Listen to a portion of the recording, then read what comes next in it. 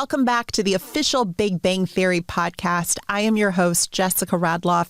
Today's guest is one of my favorites. I've known him for years. He started off, it is true, he started off as co-executive producer and then executive producer. Also, fun fact, he was a writer for 177 episodes of The Late Show with David Letterman, which I think that's just such a fun fact. It is a fun fact. Do you want to hear a story about how my interview went for David Letterman? I do, but I want to tell our listeners first who I'm actually talking to right now, who has this great voice. And this is Eric Kaplan. And I know you all have seen his name on the credits for 11 seasons of The Big Bang Theory and then 7 seasons of Young Sheldon. We owe this guy a lot. Now, please proceed with your David Letterman story. Oh, my David Letterman story. Okay.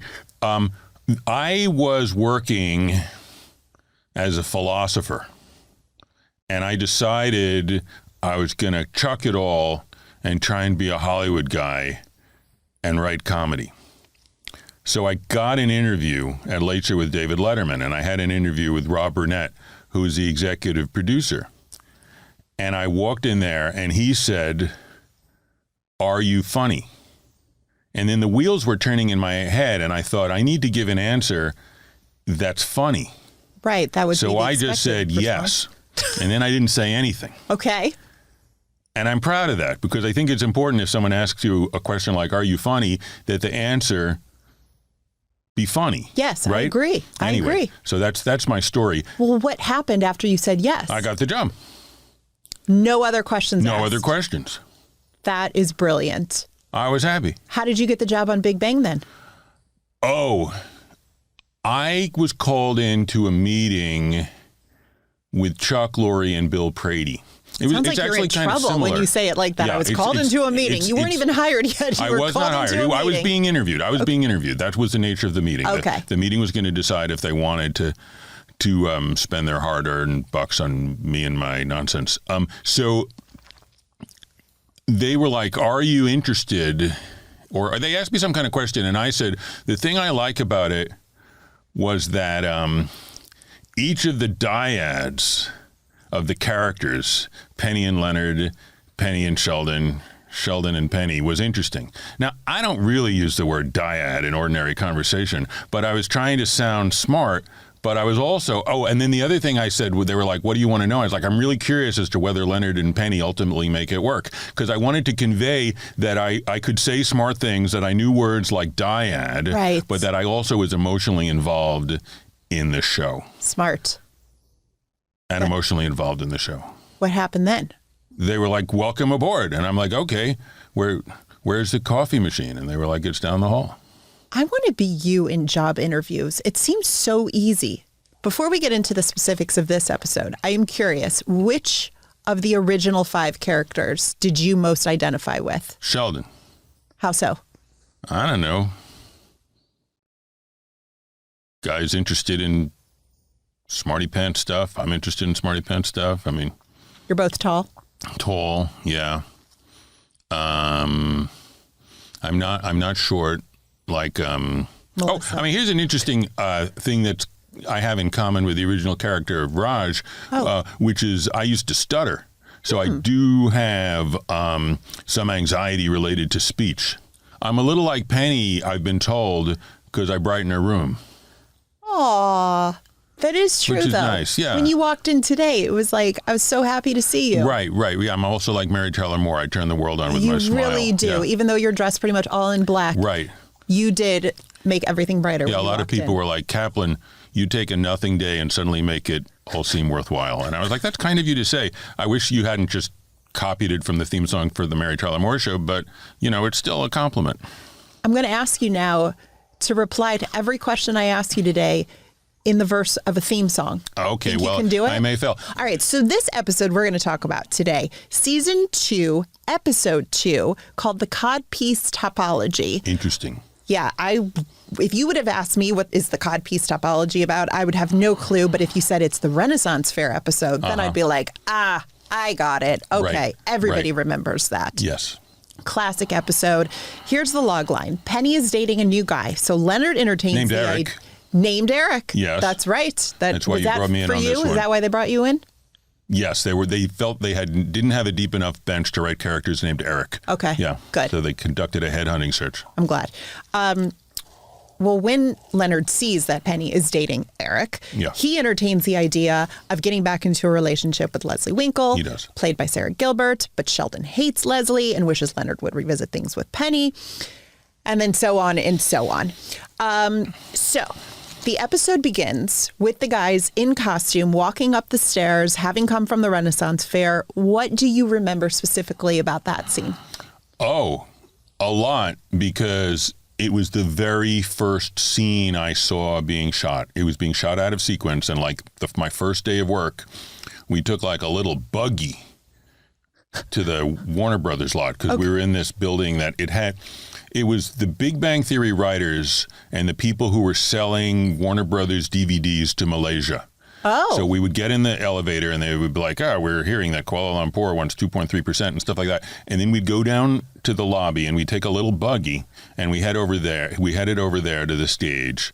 And I saw the characters in these costumes presenting these jokes, which had been, I think written already the day that I showed up. I don't remember. I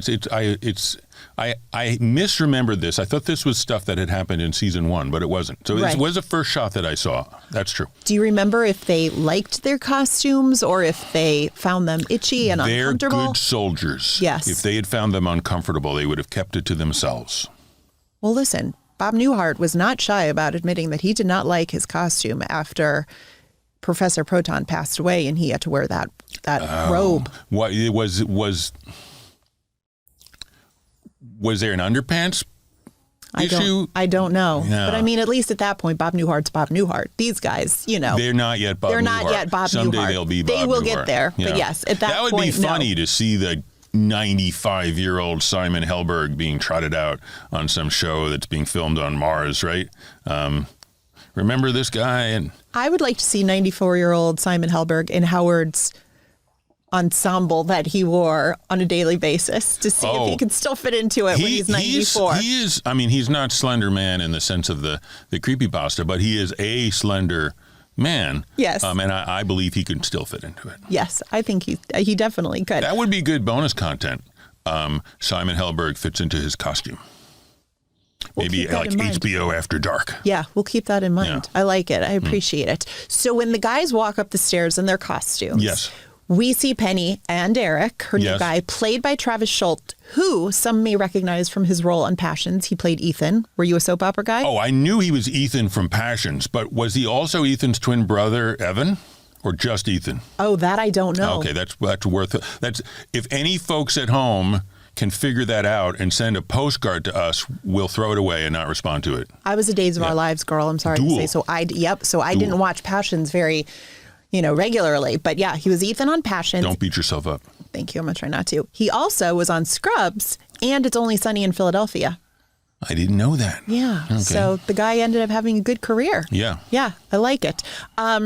So in the next scene when we come back, Leonard and Sheldon are in the cafeteria at Caltech. And two interesting things about this first scene in the cafeteria for this episode, and for two totally different reasons. Okay. I noticed the fact that when Leonard and Sheldon are sitting down, and if you go back and watch this on Max, you'll see it's one of the very few times, if mainly only time, they're sitting at a two-top instead of with four seats. We never see this, and they're off to the side. Right. Right. Did we ever see? Maybe that's just me geeking out over something minuscule. I think the table that they usually sit at was being used by Game of Thrones. Oh, was that it? Yeah, they were using it, and they had borrowed it, and they hadn't given it back on time. Well, now the mystery is solved with that, because I did one. It threw me off as I was watching. I was like, they're at a two-top. Usually, this is not where they sit. Yeah. What's going on? If you remember the episode where Tyrion is sitting at a table. That was the big That was table. it? Yeah. Okay. Yeah. Well, I know this scene is special for another reason. Yes. So I want to listen to the clip Let's do it. first, because this is a very special scene. Yes. For Mr. Eric Kaplan. Let's listen. You know how I know we're not in the Matrix? How? If we were, the food would be better. Okay, Eric Kaplan, Why is that scene memorable? It's memorable to me because that's the first joke I got in The Big Bang Theory. Mazel tov. Thank you. Not just this, the two lines, not just the second one, but both of them as a unit. Because that's the thing that we talk about called because Chuck Lorre is a musician, right. So sometimes he brings musical terms. So this was called a downbeat. That sometimes a scene has to be started from a dead stop, So we're sitting around and I'm like, what if we do this thing about the Matrix? And I'm like, okay, have them say it. And then the audience is like, ha, ha, ha. So I'm like, okay. So that was great. So I felt like, oh, I can actually get jokes in this new environment. I can get jokes in the show. So I was pleased. I was relieved. That's amazing because I don't think, at least from the stories that I heard in those original few seasons, it was really hard, one, to even get in the writer's room. There was like a writer's room adjacent where people didn't even get to be in there yet. Right, so and then there was a room that was adjacent to the writer's room adjacent, and so on and so on. It's like the off-Broadway, Finally thing. ending up in an outhouse in Amarillo. Oh, good to know. Yes. Another mystery I wanted solved. Yeah. So that's a big deal, though, to get, if this is your first episode, and you get a joke in pretty much right away. Did you just think that's how it's always going to go? Or were you like, this is amazing? Like, did you understand the stakes? I was very grateful because this was a tough crowd. Yeah. Yes. I mean, that's pretty cool right off the bat. I was grateful because it was a tough crowd, and also, thanks audience for laughing at it. Yeah. Because if they had reacted with a snarl of contempt, one of the EPs would have pulled a lever and I would have dropped out of sight, gone to work. That would have been it for Teen Titans. That would have been it.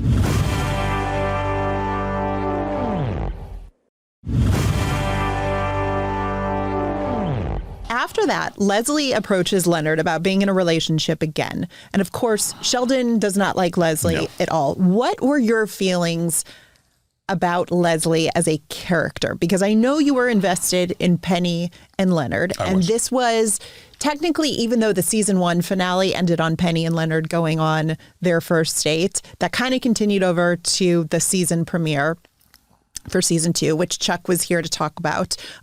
So it's not that long after. Platypus conflagration, right? The what? The platypus conflagration? No, what was it? No, what was the platypus. What was the name of that episode?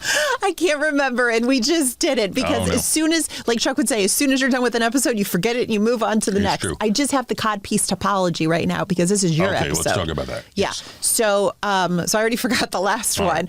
But makes me think, promise me you won't forget this one. I'm not going to forget this. Please. Oh, I won't forget the people that come on. I just forget the names of the episodes. I only have room for one at a time. I'm just joshing. That's okay. So you're obviously invested in Penny and Leonard because you spoke about this at your interview. I did. So, but what did you think about Leslie as a character? Because obviously we can't get Penny and Leonard together right away. So what did you appreciate about the character of Leslie from being a complication for the main couple we're rooting for? I really like her willingness to be kittenish in the service of her goal. I thought when she says, call me, that was quite funny. Yes. I like that. We never see Leslie like that. We never. What I didn't like about her, and the reason why I cannot ship Leonard and Leslie, in part because that would be called Leslie, right? The Leonard-Leslie relationship is called Leslie. Yeah. That's not felicitous at all. No. But more importantly, she's mean to Sheldon. Correct. And Leonard loves Sheldon. Yes. So how can he be with a gal who's mean to his best friend? It's not going to work, America. It is not going to work. I agree. I'm glad. And then in this episode, we see Penny being a sweetheart to Sheldon. Exactly. He's sitting out there like a lost puppy playing the video game or what have you, all sad. And Penny is nice to him. Yeah.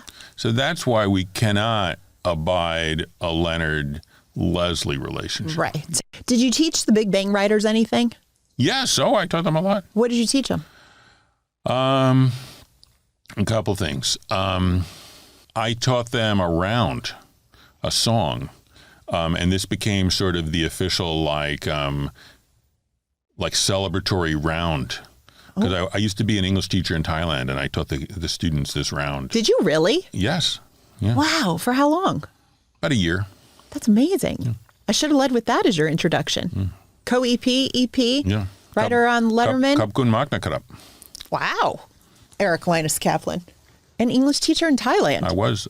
In, I love that. Wityalai Kru Pibun Songkram in Pitsanulok, which has the most beautiful Buddha image in Thailand. Wow. Never been to Thailand. Well, if you'd like to see a beautiful Buddha image, you should go there. The first memorable moment is that, which as a Penny and Leonard fan, you will appreciate this. Yes. Pennard? Was that what we're calling them now? Yeah. Instead of Lenny? Okay, Pennard. Because Lenny is a name for Leonard. It's very confusing. I know. Yes, okay, but Lenny anyway. sounds better than Okay, Pennard. jump in. So when it comes to Pennard, of course, in season 1, episode 17, the Tangerine Factor, which I do remember the name of. Right. Sorry. We get the whole Schrodinger's cat reference. Yeah, we do. And this episode, Penny is explaining Schrodinger's cat, or at least trying to her date, Eric. Right.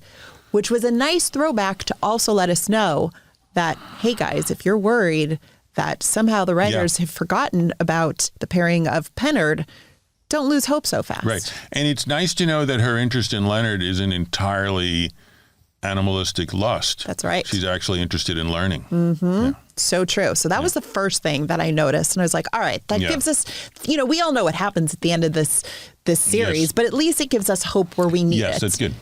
Early on. Okay. And then the other memorable moment, and this is not including the whole Ren Fair costumes and all that, is that we basically get a kiss off that happens between Penny and Eric and Leslie and Leonard, because they are going back and forth, and you have to go watch this whole scene. I mean, watch the whole episode on Max, but especially this particular scene, because the physical comedy of trying to make both Penny and Leonard jealous by making out with their respective dates. It's just so funny to watch. Do you remember being on set for that moment and seeing that whole scene play out? It was very funny. I remember it being funny. And I think another nice thing about it is I'm noticing that Leslie seems most engaged when she's being a little gamey. Like she's more interested in kissing Leonard in order to make someone else jealous than she seems that passionately drawn to Leonard. Yes. Yeah. They didn't have the chemistry that you need. Right. Which is ironic because they're both physicists. There we go. There we go. Well, the end of Leslie and Leonard happens, of course, when Sheldon later walks in and gets into it with Leslie over their scientific beliefs. Right. I cannot explain to you what happens next because I am not smart enough for this scene, but let's listen to it because then you're going to break it down for me. Leonard, you're my friend. And friends support their friends, apparently. So I'm withdrawing my objection to your desire to have a relationship with Leslie. Thank you. I will graciously overlook the fact that she is an arrogant, subpar scientist who actually believes loop quantum gravity better unites quantum mechanics with general relativity than does string theory. You kids have fun. Okay, this whole scene continues on where they are talking scientific terminology for the next 3 minutes. And I know that you had David Saltzberg there to help you with the science. Yeah, the one and only. The one and only David Saltzberg. By the way, I think I could rock that shirt that Sheldon is wearing. Wasn't even paying attention to the shirt because I was thinking about what they are saying. Nice shirt. All right. Well, everybody's got to go back on Max now because go watch it for Sheldon's shirt. Let's see if we can get Eric Kaplan a replica. Yeah, that'd be great. Okay, I'll work on it. But what they are talking about here, where Leonard believes later that string theory better unites quantum mechanics with general relativity than loop quantum gravity. How do you guys even know in the writer's room to come up with an argument about that? That is, did you just tell Saltzberg in that moment, we need something to break them up because Leonard and Leslie don't agree on this? Do you even know what they're talking about in this scene? Well, yeah. I mean, okay. So that's... I'm not smart enough for this show. There's 4 fundamental forces. Okay. Right? Tell me. They're the strong atomic force, the weak atomic force, right? I only know the Star Wars force. Well, if there's a strong atomic force, there's a weak atomic force. Okay. Electromagnetism, because electricity and magnetism had been unified, right? And gravity. And quantum chromodynamics was a theory that successfully explained what the first three have to do with each other. But no one had yet really figured out how gravity is part of the whole story. Now, in general relativity, there's an account of gravity. So it's sort of like, how do you put together quantum mechanics and general relativity? So a physicist named Ed Witten invented something called string theory. Mm-hmm. And it puts them together, but it's not, there's no experiment that can tell you if it's right or wrong. So that's why Leslie is making fun of Sheldon. She says, what you're doing isn't really science. It's just like art or theology or something like that, because we're never, or at least not in our lifetimes, will ever have a particle accelerator powerful enough to tell us if string theory is true or false. So she's got another theory of gravity, which is loop gravity. Now, I don't really know what loop gravity is. But these are two different approaches to this really important question in theoretical physics, which is how do you put together the three forces which go together in gravity? You could be pulling my leg right now, and it's so convincing that I would believe you. But knowing how smart you are, I completely believe you, and I'm astounded. How ethical I am. Yes. Because I wouldn't trick you. I mean... You seem like a nice person. Why would I trick you? This is why you worked on the show for 11 seasons, and I just wrote about the show because I don't know what is going on in your brain that you can think of this stuff and make it work so well into a show. Like, I mean, it's just... Well, I don't want to, like... I don't think I'm being your friend if I support you in this math phobia. Like, maybe you should a little bit each day. Okay. Study a little bit each day. I mean, listen, I did very well in math, even though I have a math learning disability. Okay. But, you know, I don't know if it's for me. I'm just very impressed when I see someone do it so well. Read, you know, there's popular science books about it. I can't actually do the math. I can't, my math abilities is nowhere near being able to understand in real terms what they're talking about. I did philosophy of science, so I can kind of talk about in the theoretical interest of what they're doing, but right. I can't actually do it myself. This is very impressive. In the final scene of this episode, the guys go back to the Renaissance Fair. Right. They're dressed up in costume again, except this time Sheldon is dressed as Spock, which is so great. And considering that the show didn't often venture outdoors, it's so interesting to always watch when they do go outside, which is what they did for the tag in this scene when they go to the Renaissance Fair and we see it. Yes. Do you have any memories from watching this? Where did you guys film that scene? Where precisely did we film that? Yes. What part of the Warner Brothers yard did you guys walk on for that? Yeah, it would have been somewhere probably on the lot, right? I don't remember precisely ranch, where. Maybe it was the ranch. Yeah. The ranch has been knocked down, so if people who want to do a pilgrimage to the site of the tag of the Codpiece Topology, they better hope it was on the lot because they can't go to the ranch. It doesn't exist anymore. So where does this episode overall, where does it land for you? I mean, top obviously, quartile. Oh, I like how fast you came up with that. I mean, this is your first episode, so it's monumental. Close to my heart, yes. Yeah. But is this the first time you've rewatched it since it aired? Yes. Really? Yes. I tend to not watch stuff that I wrote. It's somehow it doesn't... When I watched it, I liked it. Yeah. You know what I mean? But I don't tend to want to watch things that I've written. I'm like a shark. I'm always moving forward. Like I don't necessarily want to go back and watch it. Yeah, I understand. Well, I'm very thankful that you went back and rewatched it. I was happy to, and I enjoyed it. I wonder, I don't know why. It might be because like I've worked a lot on the different things that went into it, so I don't have a sense quite of surprise. Yeah. Although I had forgotten enough in 15 some odd years that I did forget things about this, and I was able to enjoy them with like fresh eyes. Good. Yeah. Good. I'm glad to hear that. Before we play a game, and boy, do I have a game for you now that I know how smart you are here.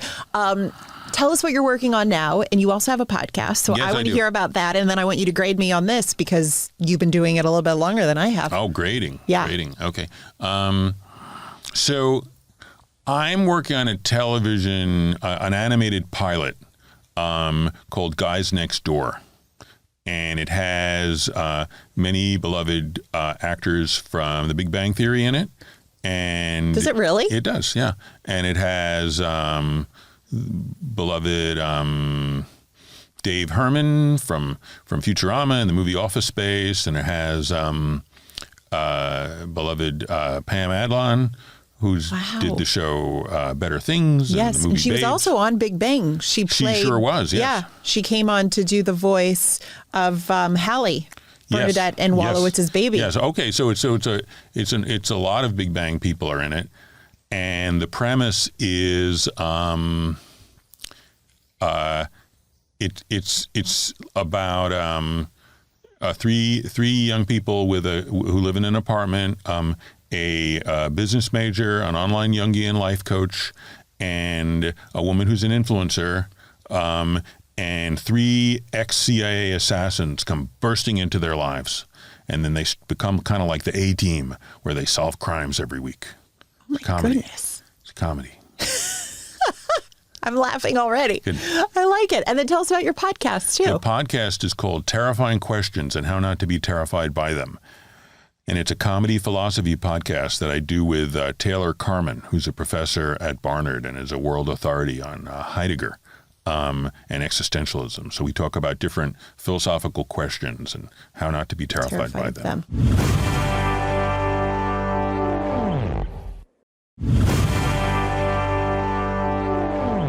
I hope you're not terrified by these questions that I have for you. Okay. And if you are, let's put into practice what you've learned since, or you since can the hold podcast me, is whatever about your call is. terrifying questions and how not to be terrified by them. How should we not be terrified by something that seems terrifying? It kind of depends upon the question, but it's really like you look at it, you look at it from different points of view. You see if there might be any suppositions that cause you to be terrified by it that maybe you can challenge them. Things like that. You make it sound easy. Yeah. Okay. Ready to play? Mindboggle? I am Mindboggle. Okay. What is the Pythagorean theorem? You want me to recite it or say what it is? It explains the relation. A squared plus B squared equals C squared. It explains the relationship of the sides of a right triangle. Well done. How many elements are on the periodic table? I don't know. I feel like you should know this. I don't. They're always making new ones. What's the answer? Interesting. 118. Nice. Okay. Glad you like that number. Who invented physics? Well, that's a question that kind of doesn't have an answer. I mean, the Milesians did stuff that was kind of like physics, like Thales. Like he said, the world is made out of water. Like, is that physics? It kind of is. I mean, it's an effort to look at what the natural world is made out of and explain it. I'm going to go with Thales. Who do you think invented physics? Aristotle? No, Galileo Galilei. Galileo invented physics. Yeah. I don't think that's Thoughts? right. No. I mean, here's an interesting fun fact for your listeners, that everybody thinks that Galileo was the first one to correctly criticize Aristotle when he dropped two different weights off the Leaning Tower of Pisa. And Aristotle predicted that the heavier one would hit the ground first, which is wrong. And Galileo proved that they hit the ground at the same time. But this criticism and the correct answer had been invented about 1,000 years earlier by John Philoponus. No relation to Snuffleupagus. John Philoponus? Yeah. To who? Snuffleupagus. No. I mean, we don't know. We don't know the genealogy of Snuffleupagus, so I can neither confirm nor deny that he's descended from John Philoponus. I'm going to ask you to figure that out. The genealogy of Snuffleupagus. Yeah. I think he was dreamed up by Big Bird, wasn't he? He didn't really. Wasn't he a figment of the bird's imagination? I don't know. A fevered dream? I love Sesame Street. Yeah, me too. Okay. Like this podcast, it both informs and entertains. That's right. Yeah. Okay. What does DNA stand for? Deoxyribonucleic acid. Damn, Eric Kaplan, you are good. Okay. What temperature do Celsius and Fahrenheit meet? What temperature does Celsius and Fahrenheit meet? Well, at zero in Celsius is 32 in Fahrenheit. And 100 is 212, right? So they're about,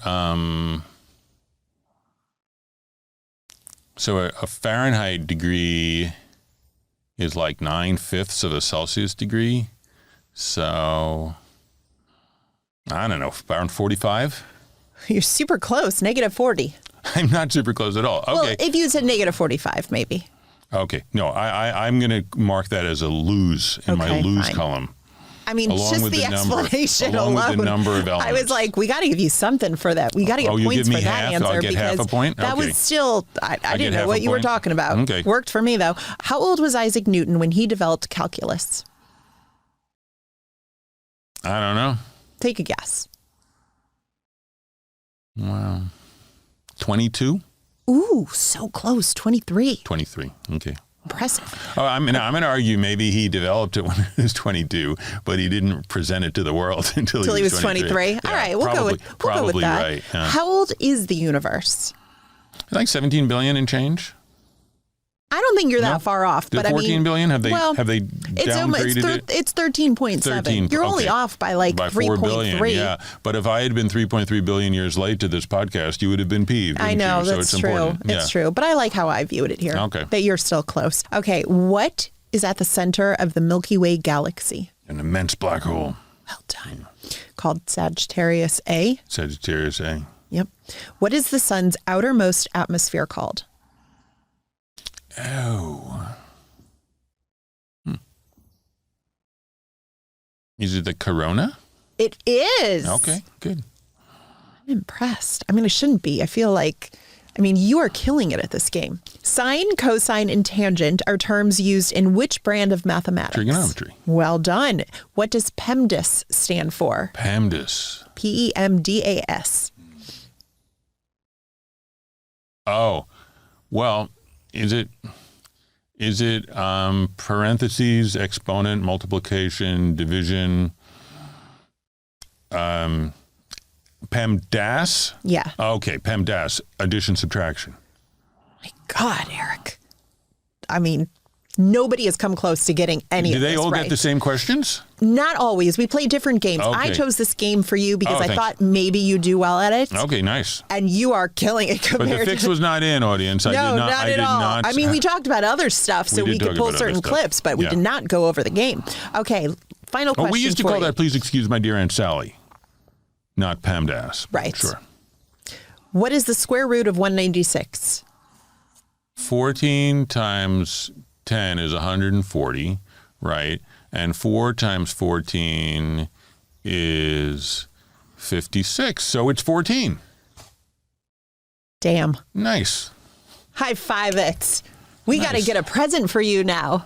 That was fantastic. Okay. Oh, that's the last question? That was the last question. Okay, well, this is exciting. You aced it. Thank you. So impressed with you. And you'll come back for more. Yeah, now absolutely. I know why you're not terrified of terrifying questions because you know them all. I'll come back for more mental square roots with Eric Kaplan. And you call David Zaslav and ask him if we can get a whole series order of me doing square roots in my head. Next time, I'm going to have you play a game to see how well you know these characters and their backstories. Oh. How would you do on that? I'd probably do really poorly, honestly. Like Sheldon's middle name, for instance? Lee. Oh, okay, yeah, very that good. I know. That's something that we talk about a lot. But if you want to ask me, if you want to get in the weeds on the Big Bang Wiki, you can easily stump me. And here's actually a weird fun fact, which is that sometimes when we were writing the show, we would consult the internet fan stuff because we didn't remember, which meant that if the internet fans knew this, they could have introduced their own jokes into the Big Bang Theory universe because we would have been like, I mean, I don't know if we were like, who was Leonard's third grade teacher, and someone had said it's Mrs. Lupa-Dupa, and we might not have believed it. Right. If it was something that was clearly not true, we might have had with everybody, we might have been able to tell it wasn't true. But it's an intriguing possibility. Very much so. I believe it. By the way, can we, I want to end this episode of the podcast with getting an answer to something that I've been wondering about for a while, which is when you Google Dave Getch, another one of the Sounds like EPs a on the Dave show. Getch question more than an Eric Yeah, Kaplan well, question, it's kind of, but you're involved. Yeah. There's a photo on the internet of you guys at Comic-Con, and you're sitting on a panel in a room full of thousands of Big Bang fans with your shirt off. Right. What is going on? Oh, I had been intrigued in the notion by the notion of life hacks. And we, at a certain point, the writers got to do panels at Comic-Con. And this is really fun if you're a writer, because for an hour, you get to feel like an actor. Like people actually want to talk to you and look at you. And when you leave, people come up and be like, hey, can I take a picture of you? And it's like, well, I do believe you can. So it's super fun. We get to have the taste of being celebrities for like an hour at Comic-Con. And I had been interested in the notion of life hacks. And I came across some Russian lunatic who knew how to remove his shirt in one motion. And I'm not going to do it, in part because I'm not going to do it, but also in part because I'm not wearing a T-shirt. But it involves reaching over and grabbing the other arm sleeve, and you can whip it off your whole shirt. You can whip the shirt off your body in like a split second. So I was demonstrating that. How long did it take you to do it? A split second. No. Yeah. Thank you for joining us thanks today. for having this has me. been very enlightening. Been a delight. I feel a little bit smarter than I was when I first sat probably down. are, yeah. Probably am. Yeah. I don't know how long it's going to last, but I'll take it. Thank you. Thanks for having me. Of course. This podcast was produced by Warner Brothers Unscripted Television in partnership with Max.